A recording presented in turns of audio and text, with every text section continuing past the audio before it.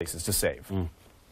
Well, the controversy is still swirling over Attorney General Adam Laxalt after casting the lone vote against a pardon for a man who was wrongfully convicted of murder. Fred Steese has spent 21 years in a Nevada prison before being released a few years ago. Steese was convicted of a grisly 1992 murder. It first came to public attention in a series of stories by former 8 News Now I-Team reporter Colleen McCarty, who outlined serious questions in 2013 about Steese's guilt.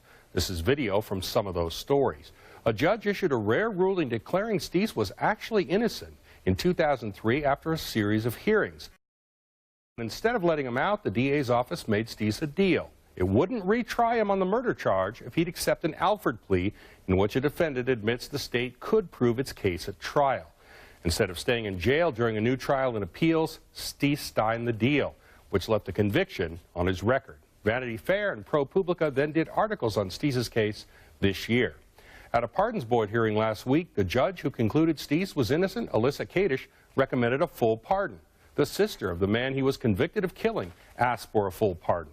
2 of the pardon board commissioners said they would vote for an unconditional pardon, even though that was more than what Steese's attorney had asked for. And Gibbons? Yes. Douglas? Yes. Chief Justice Cherry? Yes. Attorney General Laxalt? Governor, am I able to abstain on a vote? I don't know if we've ever had an abstention. In absence of a conflict, I think not.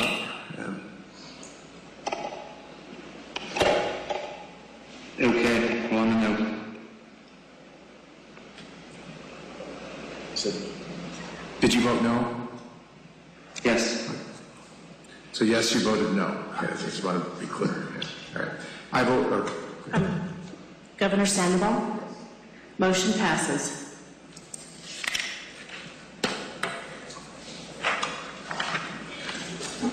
I'd like to thank you all. Good luck to you, Mr. Steese.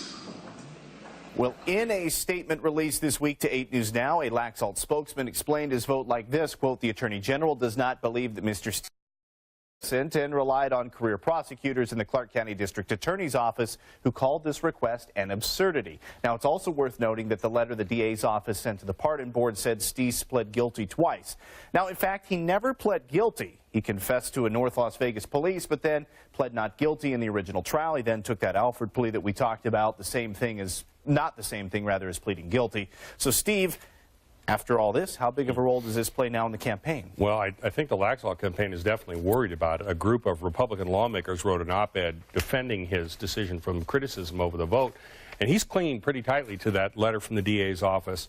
But remember, under Article 5, Section 14 of the Constitution, if the governor votes against a pardon, even if the rest of the pardons board supports it, that pardon is denied. So if Adam Laxalt had been governor last week when this vote went down, Steese would still have that conviction on his record.